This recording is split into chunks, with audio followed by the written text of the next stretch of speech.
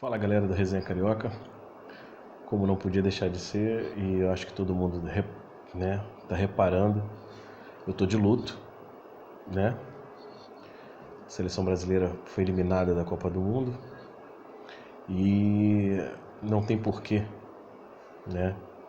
Eu continuar o Resenha Carioca na Copa com a camisa amarela, principalmente diante de tudo que aconteceu, né? A seleção perdeu por 2-1 para a Bélgica, uma boa atuação da seleção belga, principalmente no primeiro tempo, e eu não me sinto nem animado para falar do jogo em si, né? Que, na minha opinião, teve um misto de falta de sorte com incompetência. É o meu resumo dessa partida. Falta de sorte e incompetência juntos. A seleção, eu não consegui gravar o Resenha Carioca nos últimos 2 dias porque eu estava absorvendo o que aconteceu ainda, né?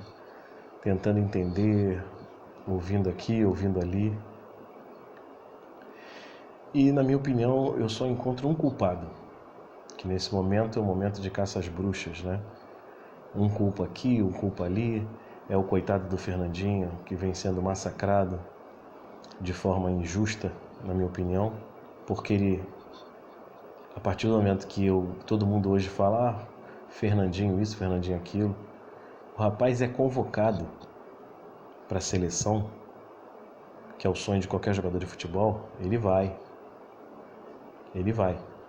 né? O Alisson é isso, o Alisson é aquilo.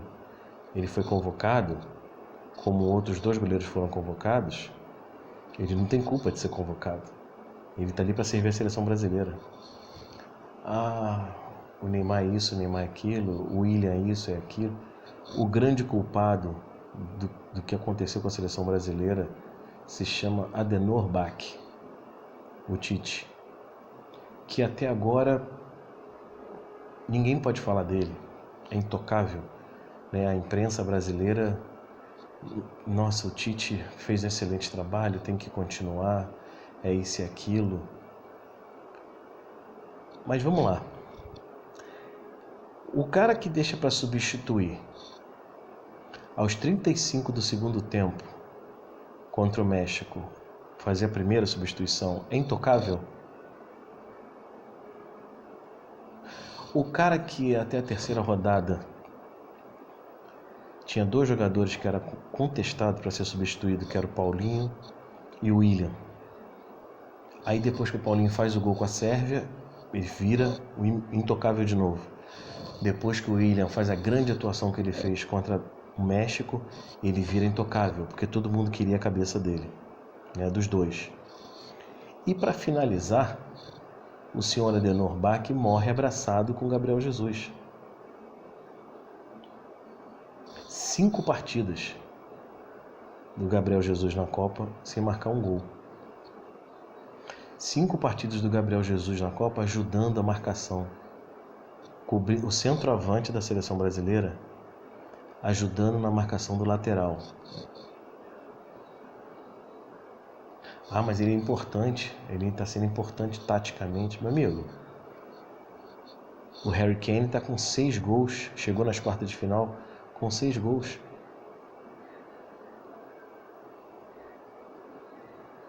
O Harry Kane joga num time, joga na Inglaterra, que tecnicamente não é, na minha modesta opinião, 40% da seleção brasileira. E fez 6 gols na Copa. O senhor Gabriel Jesus não conseguiu fazer 1. Então, assim, é muito pouco e muito triste para um treinador da seleção brasileira morrer abraçado com as suas convicções. O povo brasileiro não quer saber disso. Não quer saber disso. Não quer saber disso, seu Tite. Não quer. Infelizmente, e o Tite não pode ser contestado.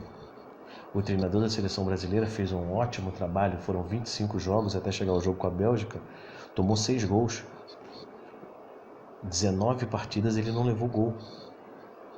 Parabéns. Parabéns. Aí chega na Copa, que não é torneio de ponto corrido, né? Ele morre abraçado com as suas convicções. Muita gente fala do Alisson, muita gente fala do Fernandinho, muita gente fala... O Paulinho perdeu 2 gols na pequena área no jogo.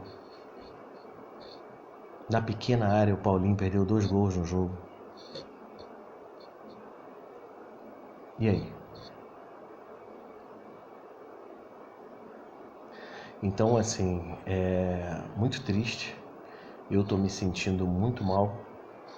Não tinha esse sentimento de tristeza desde a Copa de 82, porque eu sabia que a seleção brasileira tinha e tem condições de ganhar essa Copa tranquilamente. Não fosse a teimosia do treinador da seleção brasileira. Ah, o Neymar. Vamos lá, o Neymar. É mais um motivo, mais uma prova de que, para mim, o técnico da seleção brasileira hoje tem que ser contestado, sim.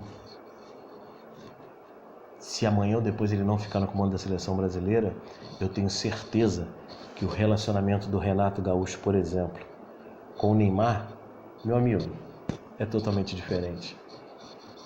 Eu duvido o Neymar peitar o Renato Gaúcho e peitar o Abel Braga,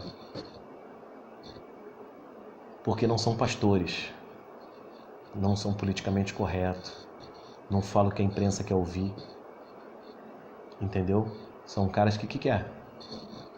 Quem é você aqui? Vai sentar no banco, porque esses caras têm coragem. Esses caras têm coragem de colocar o Neymar no banco. Esses caras têm coragem de bater de frente com ele. Coisa que o seu Adenor mostrou que não tem.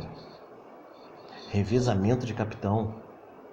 Amigo, isso prova que ali não tinha ninguém com peito, para poder bater de frente com o Neymar. E, na minha opinião, com essa comissão técnica que me decepcionou profundamente,